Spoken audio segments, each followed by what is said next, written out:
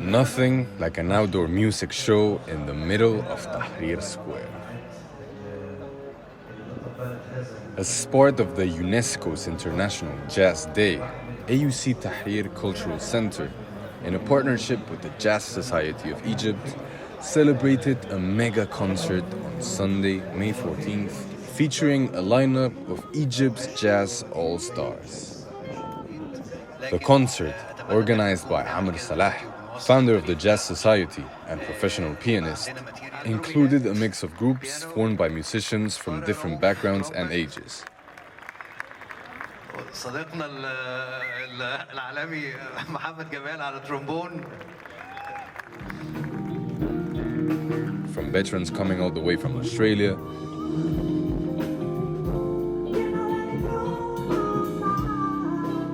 to the youngest generations of Egyptian jazz players.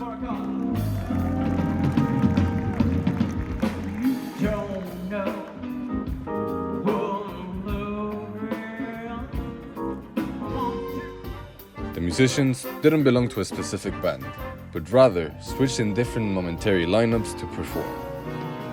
The live show had a large number of attendees who were mesmerized by the music. Some of them sat in front of the stage, while others preferred the grass of the Tahrir's campus gardens to enjoy a kind of show that is not easily accessible in Egypt. I'm a big fan of live music in general. I think it's a great way to experience music. It's far more superior than listening to it at home with earphones, I think, because a big part of it is the community. It's just the way you experience music with the community is far more rich. And I think when it comes to jazz in Egypt, it's unfortunately a bit sort of not super accessible because only like a certain class of people probably know about jazz and probably hear about it.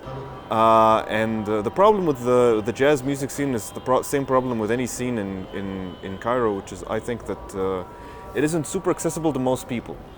And that's because music as an endeavor, as a pursuit, to study classically or be classically trained has always been sort of a niche thing in any society really today. Yeah. Although the scene might be a bit limited, Andrew, a bass player who was an engineer for 5 years, but decided to switch to music as a job, is positive about jazz in Egypt. For Cairo specifically, people dig jazz. Not everybody, as there's the same I think for everything. Not everybody like everything. However, of course, for our culture, there are certain types of music that are more accepted and more, let's just say, the general public like it. Jazz is not one of them. I don't think so. It's not for everyone. However,